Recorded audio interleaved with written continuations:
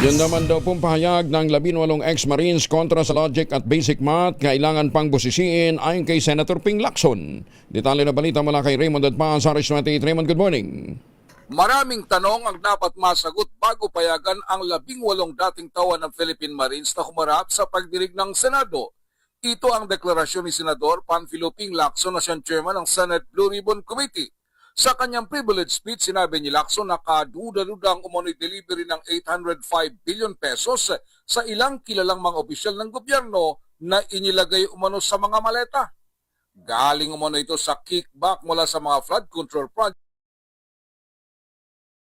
sa panahon ng Congressman Saldico, ang chairman ng House Appropriations Committee. Sa kanyang computation, ng 805 billion ay 805 metric tons ng papel de bangko. Hiwalay pa ang 53 tonelada ng mga maleta. Tinawag niyang logistical nightmare ang paggalaw ng napakalaking halaga ng pera.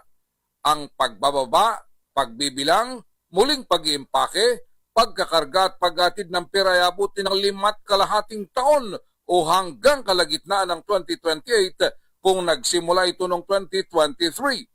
Dagdag pa ni Lacson ang paglipat ng ganitong kalaking halaga ng pera sa limit na 500 million pesos kada araw ay mangangailangan ng 1,610 na delivery mula sa bahay ni Ko, aabuti ng mahigit 4 na taon upang makumpleto. Tanong pa ng senador kung 805 billion pesos ang diniliver ay magkano naman ang napunta kay Ko. Hindi umano niya minamaliit ang pahayag ng 18 ex-Marines. Ang kailangan lang ay matiyak ang credibility nila at ng kanilang kwento upang hindi magamit ang Senado sa pagpapakalat ng propaganda at maling impormasyon. Narito si Senador Ping Lacson. Siguradong bibigyang kulay na naman ng mga trolls ang mga tanong na ito.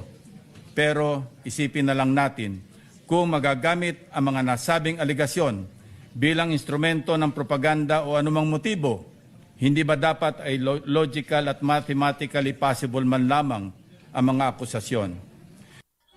Ito si RH28, Raymond Adpas para sa DCRH, una sa Pilipinas, una sa Pilipino. Maraming salamat, Raymond.